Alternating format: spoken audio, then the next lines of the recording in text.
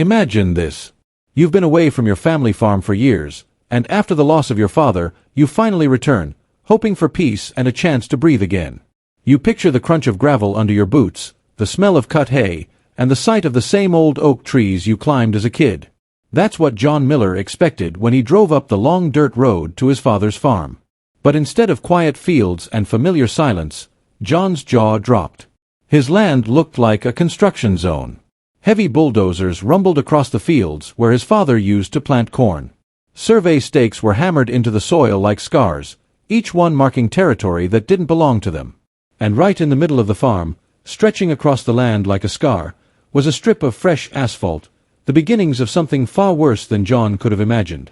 At first, John thought it was some kind of county project, maybe a new road or a utility upgrade. But when he asked around, the truth knocked the wind out of him. This wasn't a government project. It wasn't even a private contractor doing work for the county. No, this was the handiwork of the local homeowners association. And their leader, a woman named Linda Harris, wasn't thinking small. This wasn't about building a neighborhood park, a swimming pool, or even a golf course. She and her board were aiming for something much bigger, something outrageous. They were turning John's family farm into their very own private airport. Yes, you heard that right. A runway.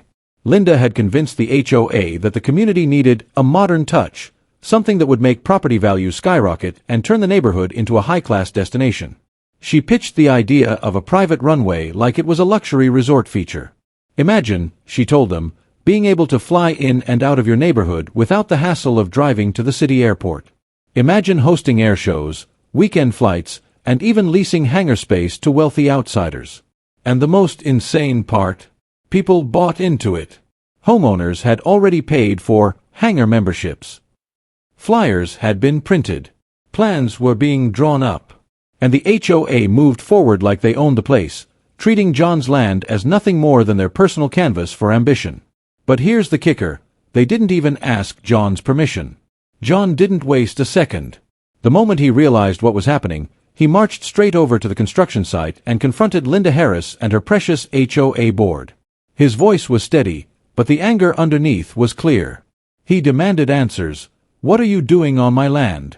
Who gave you permission? And why on earth are you selling hangar memberships to neighbors when you don't even own this farm? The questions were obvious. Any reasonable person would have stopped in their tracks.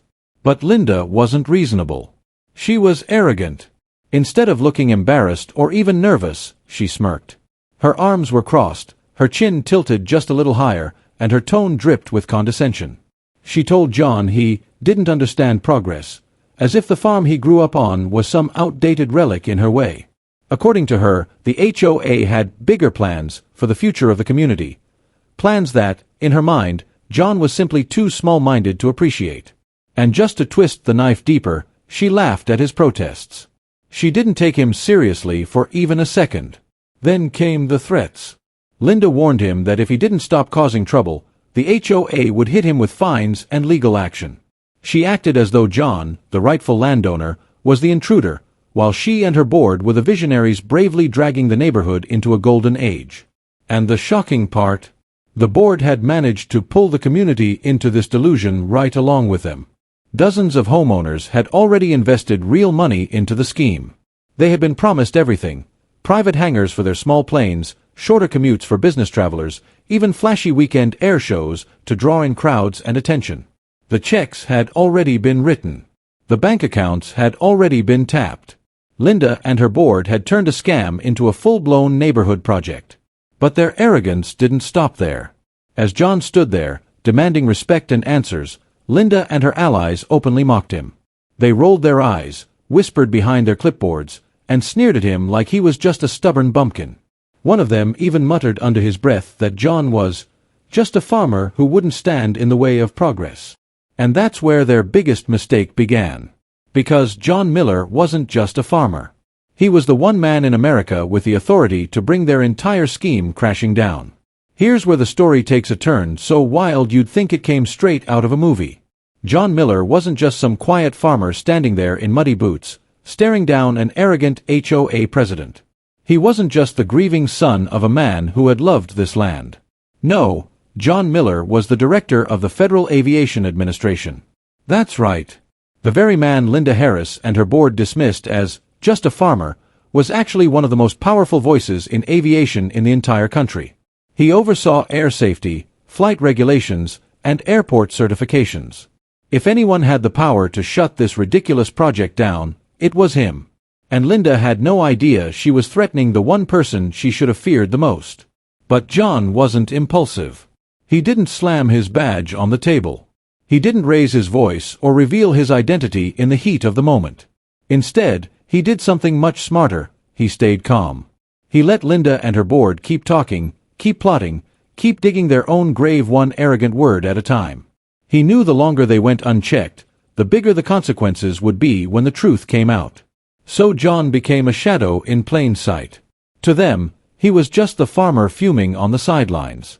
But behind the scenes, he was building a case that would tear their fake airport to pieces. He started small, snapping photos of bulldozers carving up his land. Then he sat quietly in board meetings, recording Linda bragging about how much money she'd already collected. He picked up flyers the HOA had printed, promising exclusive hangar memberships and community runway privileges, and tucked them away like evidence in a trial. And he didn't stop there. John launched his drone, flying it over the half-built runway to capture video of every illegal inch of construction. He noted the safety hazards, the encroachment on private property, the lack of permits, details that most people wouldn't notice, but that he knew carried enormous weight in aviation law. Every file, every recording, every photo was quietly sent up the chain to the FAA and to federal investigators. John wasn't just protecting his farm. He was setting a trap so airtight that when it finally snapped shut, there'd be no escape for Linda and her cronies. Meanwhile, the HOA kept strutting around, convinced they were winning. Convinced John was powerless. Convinced this little airport would make them legends. But in reality, they were standing on a runway that was about to collapse beneath them. The HOA's big day finally arrived, and Linda Harris treated it like her personal coronation. The half-finished runway, barely safe enough to walk across, was decorated with banners and balloons. Food trucks lined the edge of the strip, serving barbecue and lemonade as though this was some kind of county fair. There was even a massive red ribbon stretched across the asphalt, waiting for scissors that gleamed in the sunlight. Linda strutted up and down the runway in her heels, her sunglasses perched high on her nose, smiling at the reporters who had come to cover what she called a historic moment for the community. She bragged into microphones about how she had put the neighborhood on the map, and how this little private airport would change the future of everyone who lived there. Neighbors clapped politely, some of them nervously, realizing how much money they had sunk into Linda's promises. But the excitement was contagious. After all, there were small planes circling overhead, ready to be the first to test the runway. A cheer even went up as one plane dipped its wings, saluting the crowd. That's when the moment everyone would remember happened. John Miller stepped forward. He looked like the same quiet farmer they had mocked for weeks, boots still dusty, a plain jacket on his shoulders. But this time, in front of the entire crowd, he reached into his pocket and pulled out his badge. Gasps rippled through the audience.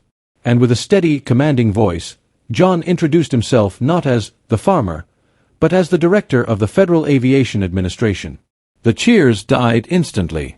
Reporters froze mid-sentence. Homeowners looked at each other in shock. And Linda, the blood drained from her face, her confident smirk twisting into panic. John didn't stop there. He began reading off a list of violations like a judge handing down a sentence: unauthorized construction on federal airspace, fraudulent sale of hangar memberships, violation of property rights, criminal negligence for safety hazards. Every word hit like a hammer. And just as he finished, federal marshals, who had been quietly waiting nearby, stepped forward. Within minutes, the runway was declared shut down. The planes circling above were ordered to stand down. Food trucks packed up. Reporters swarmed John, shouting questions about the unbelievable twist. And the airport, Linda thought, would make her a legend? It went down in history for something else entirely: being the shortest-lived runway in America. The aftermath was nothing short of chaos. The same investors who had once cheered Linda on now turned against her with fury. Demands for refunds poured in. Neighbors who had written big checks realized their money was gone, and lawsuits began stacking up like cordwood. The dream of hangars and private jets crumbled overnight, replaced with lawyers, debt, and betrayal. The HOA board, once so smug and arrogant, quickly fell apart. Members resigned in disgrace.